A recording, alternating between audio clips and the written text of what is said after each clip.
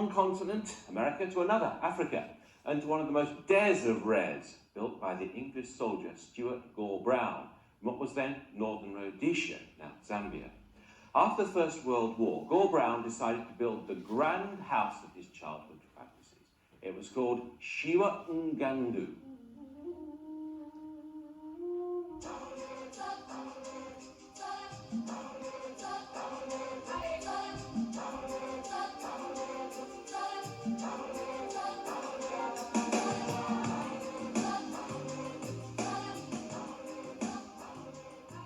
He's Stuart Gore-Brown. He was an English army officer and an aristocrat who went out to Africa and just completely fell in love with it. He was part of the border commission drawing up the border between Northern Rhodesia and the Belgian Congo.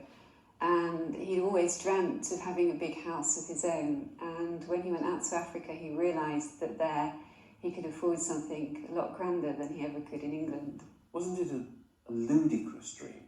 It was, but it's dreams like that that have led to incredible buildings all over the world. He really wanted to build something spectacular, and in a way the remoteness of it added to what he wanted, and the distance was so great. In those days there was no road. The nearest railway station was 3 weeks away across crocodile-infested swamps. And yet, despite that, he used to live as though he was living in England. He imported the best champagne from France, he imported port wine from Portugal, he had Meissen china, Chippendale chairs.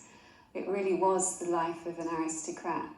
People that arrived there in Africa just couldn't believe they were in Africa. They thought they were in the home counties. What about his love life? Was he good with women? He was typical straight-laced English, upper-class, stiff-lipped. He didn't like to talk about his feelings, and he had been madly in love when he was young with a woman called Lorna, but he'd never really told her what he felt about her. She ended up marrying somebody else, and it was only years later when he built the house and felt that he needed a mistress of his house and came back to England to look for a wife and met Lorna's orphaned daughter, who was also called Lorna, and was this fitting image of her dead mother, and asked her to marry him. What happened to Lorna 1? The first Lorna had died very young, not long after she was married. She had 2 children and then became ill, kept coughing and died of a mysterious illness, which sounds as though it was TB. And how did he meet Lorna 2? He met Lorna 2, who he didn't even know of the existence of, at the grandmother's funeral. So Lorna 1's mother's funeral. It's very confusing because there's so many Lornas. And then when he married the second Lorna, they named their first daughter Lorna too. And when Lorna found herself in remote splendour, did she take to it well? She wanted to go out and live there, really not so much, I think, because she was in love with him, but because she had had a terrible life as an orphaned girl who'd been passed around between relatives who didn't really want her, and she was quite rebellious, and so she was very attracted to the idea of going and living in this crazy place. She'd seen the photographs and she'd met him, and he was a sort of dashing army officer who was about 30 years older than her. But when she got out there, she found it very, very difficult to deal with the remoteness, and also to deal with him, because he didn't talk about his feelings. He had very set ways, and she was quite young and rebellious and didn't really fit into his routine. So it was not a very happy marriage right from the start.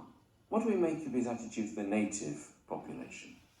It's very easy to see Stuart Gore-Brown as a sort of stereotyped colonial who used to beat his servants and just wanted to live this grand existence. And on one level he was that, but there was another side to him. He became a great supporter of African independence. Kenneth Kaunda was one of his protégés who he actually paid for to come out to England, was a regular guest at the house. He had Africans at his dinner table at a time when that was really not done in Rhodesia, and the other white settlers were horrified.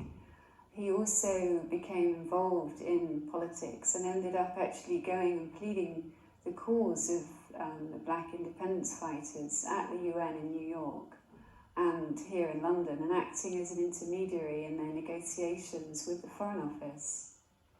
The Africa House is published by Penguin. Christina Lamb, thank you. Thank you very much. Stuart Gore-Brown died in 1967. His widow, though, is still alive, but refuses to talk about her life in Africa.